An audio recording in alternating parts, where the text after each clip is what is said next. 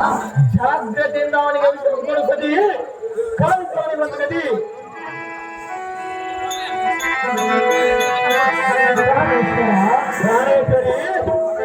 ಹೆತ್ತ ತಂದೆಯಾಗಿ ನಿನಗೆ ಮಾತನಾಡುತ್ತೀಯಲ್ಲ, ನಿನ್ನ ಮನಸ್ಸಾಗಿ ಒಪ್ಪುವುದು. ಅದೇ ಸುಂದರಿ, ಎತ್ತ ತಂದೆಯಾದ ಎನ್ನ ಮುಂದೆ ಎನ್ನ ವೈರ್ಯಾದ ಎಂಬ ಪಾತಾಂಡಿಯನಾದವನ್ನು ಕೊಂಡಾಡಿದರೆ ನನಗೆ ರೋಜಾತಿ ಉಕ್ಕಿ ಬರುವುದು. ಸುಂದರಿ, ಹೆತ್ತ ಮಗನಿಗೆ ವಿಷವನ್ನು ಕೊಟ್ಟು ಬಿಡುವ ಯಾವುದನ್ನು ಕೇಳುತ್ತಿದೆಯಾ? ನನಗೆ ಎದುರಾದವರು ಎಂತ ಮಕ್ಕಳೇ ಆಗಿರಲಿ ಅಥವಾ ತಂದೆಗಳೇ ಆಗಿರಲಿ, ಅವರಿಗೆ ವಿಷವನ್ನು ಕೊಡುವುದು ನಿನ್ನ ಕರ್ತವ್ಯ. ಸುಂದರಿ, ಅಹೇ ಸುಂದರಿ, ಹೆತ್ತ ತಾಯಿಯಾಗಿ ನನ್ನ ಮನಸ್ಸು ಈ ಕಾರ್ಯಕ್ಕೆ ಒಪ್ಪುವುದೇ ಉಲ್ಲಭ. ಹೇ ಸುಂದರಿ, ಸುಂದರ, ಎತ್ತ ತಂದೆಯಾದ ನನ್ನ ಮನಸ್ಸನ್ನು ಒಪ್ಪುತ್ತಿರುವುದೇನು, ಆದರೆ ನನ್ನ ವೈರಿಯನ್ನು ಕೊಂಡಾಡುವ ಕಾರಣ ಅವನಿಗೆ ವಿಷಯ ಕೊಡು ಎಂದು ನಿನಗೆ ಪ್ರೇರಿಸಿರುವನು. ಸುಂದರಿ, ಸುಂದರಿ,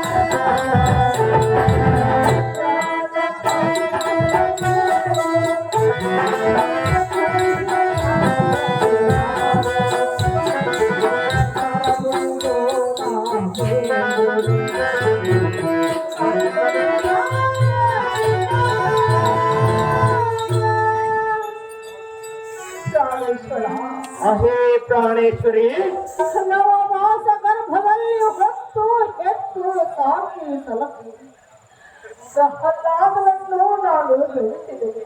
ಇಲ್ಲೊಂದವರಾರು ಕಾಂತೆ. ಪ್ರಾಣೇಶ್ವರ, ಪ್ರಾಣೇಶ್ವರಿ, ಯಾವ ಜನ್ಮದ ಪುಣ್ಯದ ಫಲವೇನೋ ಇಂಥ ಮಗನಿಗೆ ನಾನು ಜನ್ಮವನ್ನು ಕೊಡುತ್ತೇನೆ. ಹೌದೇನು ಕಾಂತೆ? ಕಾಂತೆ, ಈಗ ನೀವೇ ಕುಳಿತು ಮಗನಿಗೆ ವಿಷವನ್ನು ಕೊಟ್ಟು ಬಿಡುವುದಾದ ಎಂದು ಹೇಳಿದರೆ ನನ್ನ ಹೆತ್ತ ಕರಳ ಒಪ್ಪಬಹುದೇ ಕಾಂತ ಗುಣವಂತ. ನಿನಗೆ ಪುತ್ರ ಬೇಕು. ಅದೇ ಸುಂದರಿ, ವಿಷ ಬೀಜವು ಹೊಳಕ್ಕೆ ಹೊಡೆದು ಗಿಡವಾಗಿ ಬಲವಾಯ್ತಂಬಂತೆ ಇವನ ಹೀಗೆ ಬಿಟ್ಟರೆ ನಮ್ಮ ಧನವ ಕುಲವನ್ನೆಲ್ಲ ನಾಶ ಮಾಡಿಬಿಡುವರು. ಅದೇ ಕಾಂತೆ, ಗಿಡವಾಗಿ ಬಗ್ಗುವುದು ಮರವಾಗಿ ಬಗ್ಗಬಹುದೇ? ನೀನು ನಿನ್ನ ಮಗನ ಮೇಲೆ ಮಮತೆಯನ್ನು ಮರೆತು ಅವನಿಗೆ ವಿಷವನ್ನು ಕೊಟ್ಟು ನಿನ್ನ ಸಾರ್ಥಕ ಮಾಡಿಕೊಂಡು ಅಹೇ ಕಾಂತೆ, ಆಗ ನಿನಗೆ ತಕ್ಕ ಸತ್ಯವನ್ನು ಸತ್ಯದಿ ದೊರೆಯುವುದು. ನನಗೆ ಎದುರಾದವರ ಮಕ್ಕಳಾಗಿರಲಿ ಅಥವಾ ತಂದೆ ಆಗಿರಲಿ, ಅಯ್ಯೇ ಸುಂದರಿ, ಅವನನ್ನು ಕರೆದು ಗೋಣ್ ಮುರಿದು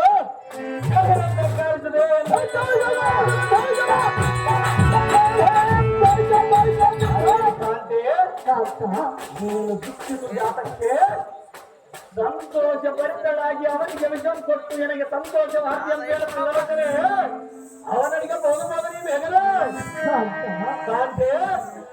ಸತ್ತ ತಾಯಿಯಾಗಿ ಮಗನಿಗೆ ವಿಷವನ್ನು ಕೊಟ್ಟರೆ ಇವನೆಂಥ ತಾಯಿ ಎಂದು ಜನರು ನನ್ನನ್ನು ಕಾಂತೆ, ಕಾಂತ ಎತ್ತ ತಾಯಿಯಾದ ಕೈಯಾದು ವಿಷವನ್ನು ಕೊಟ್ಟರೆಂದು ಈ ಲೋಕದ ಜನರು ಹಾಡಿಕೊಂಡ ಹೇಳಿಯಲ್ಲ. ಏ ಕಾಂತೆ, ನನ್ನಂತ ವೀರಾದಿ ವೀರನಿಗೆ ಈ ರೀತಿಯಾಗಿ ಎದುರಾಗಿ ಮಾತನಾಡುವುದು ತಕ್ಕದ್ದಲ್ಲವೆಂದು ಈ ಸಭಾಸದರು ಕೂಡ ನುಡಿಯುವರು ಸುಂದರಿ. ಅಯ್ಯೋ ದೈವವೇ, ತಾಯಿ ಮಾತಾಡಲು ಕೊಲ್ಲುವನು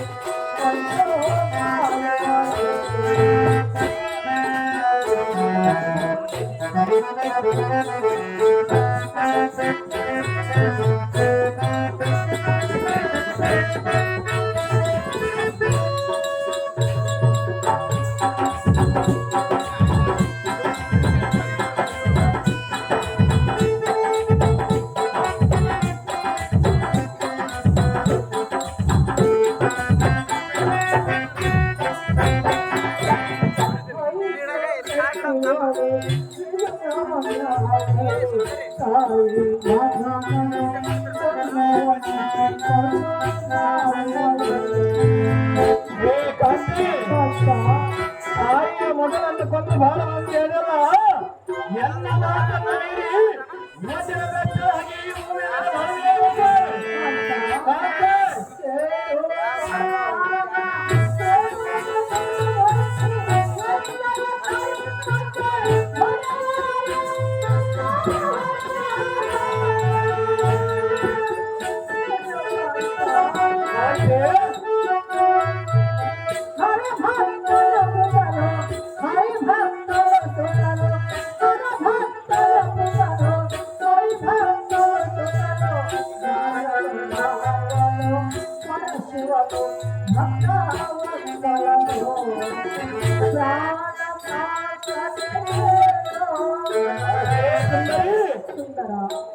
ನಿನ್ನ ಮಗನು ಹರಿಭಕ್ತನು, ನಾನು ಹರಿದೇಶ್ವಿ ಎಂದು ನುಡಿತಿರುವಲ್ಲ.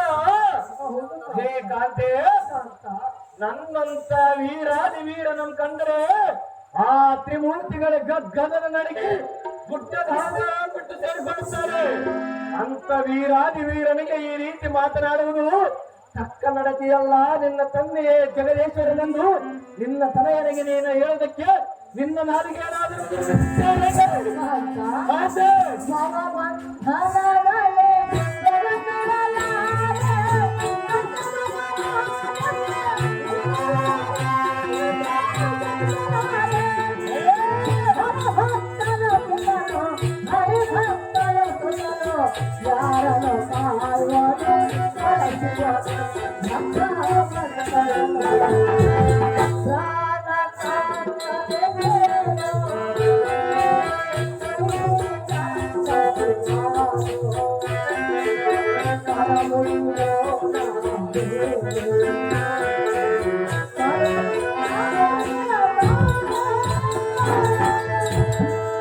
ಪ್ರಾಣೇಶ್ವರ, ಅದೇ ಪ್ರಾಣೇಶ್ವರಿ, ಹೆತ್ತ ತಾಯಿಯಾಗಿ ನಾನು ಮಗನಿಗೆ ವಿಷವನ್ನು ಕೊಟ್ಟರೆ ಇವಳೆಂಥ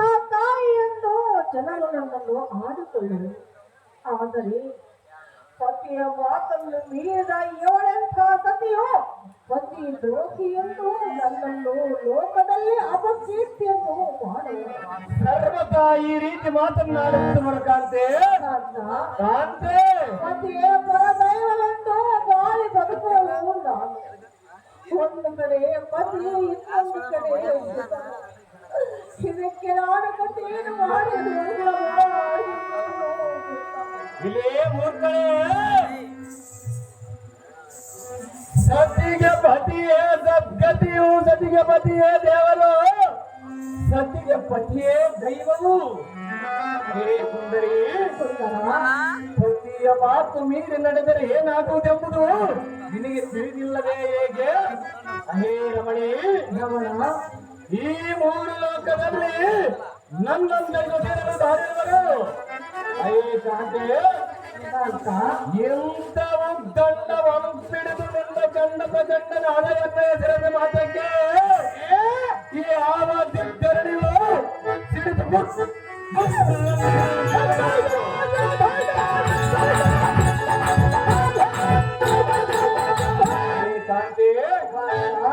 ಇಂಥ ಅಸುರ ಕುಲ ಸಾಮ್ರಾಟ ಚಕ್ರವರ್ತಿ ಆದ ಎಲ್ಲವರಿಗೆ ಯಥೋಚಿತ್ ಒಂದು ಕೂಸು ಎದುರಾಗಿ ನಿಂತರೆ ಈ ಭೂಮಿಯೊಳು ನಾನು ಜೀವಿಸಿದ್ದು ಸಾರ್ಥಕವೇನೋ? ಕಾಂತಿ, ಎಲ್ಲ ಮಾತಿಗೆ ಪ್ರತ್ಯುತ್ತರ ಕೊಡದೆ ಅವನಿಗೆ ಹೋಗಿಯೋ ಇಲ್ಲವೇ? ಅವನಿಗೆ ವಿಷಂ ಕೊಡಿಸಿ ನನಗೆ ಸಂತೋಷವಾರ್ತಿ ಅಂತ ಹೇಳಿ ಪುನರೋಚನೆ ಅವನಿಗೆ ಮಗನಿಗೆ ಸರ್ಪವನ್ನು ಬಿಟ್ಟು ಕಚ್ಚಿಸಿದೆ, ಆಗಲೂ ಮಗ ಸಾಯಲಿಲ್ಲ. ಅಲ್ಲವೇ? ಮಗನನ್ನು ಆನೆಯ ಕಾಲಿನಿಂದ ತುಳಿಸಿದೆ, ಮಗನು ಸಾಯಲಿಲ್ಲ. ಅಲ್ಲವೇ? ಅಗ್ನಿ ದೇವನನ್ನು ಬಿಟ್ಟು ಮಗನನ್ನು ದಹಿಸಲು ನೋಡಿದೆ, ಆಗ ಪ್ರಹ್ಲಾದನು ಸಾಯಲಿಲ್ಲ. ಈಗ ಈ ವಿಷವನ್ನು ಕೊಟ್ಟರೆ ಮಗನು ಸಾಯಲಿಲ್ಲ. ಅಂತಹ ಶಕ್ತಿಗಳು ಅವನನ್ನು ಉಳಿಸುತ್ತವರಿಂದ ಆ ಶಕ್ತಿಗಿಂತ ಹೆಚ್ಚಿನ ಮಿಗಿಲಾದ ಶಕ್ತಿ ತಾಯಿಯ ಶಕ್ತಿ ಆದ ಕಾರಣ ನಿನ್ನನ್ನು ಕರೆಸಿ ಅವನಿಗೆ ವಿಷಂ ಕೊಟ್ಟು ಸಾಯಿಸುವನೆಂದು ಹೇಳ್ತಿರುವನಲ್ಲ ಸುಂದರಿ.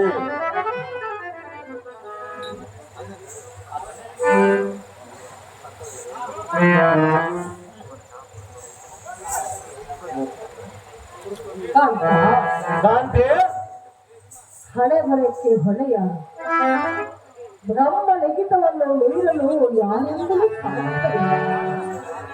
ಹಣೆಯಲ್ಲಿ ಏನು ಬರಲಿದೆಯೋ ಅದು ನಡೆಯಲೇಬೇಕು. ನಿನ್ನ ಇಚ್ಛೆಯಂತಾಗಲಿ. ಮಗನ ಬಳಿಗೆ ಹೋಗುವನು, ನನಗೆ ಅಪ್ಪಣೆಯನ್ನು ಕೊಡುತ್ತಾರೆ.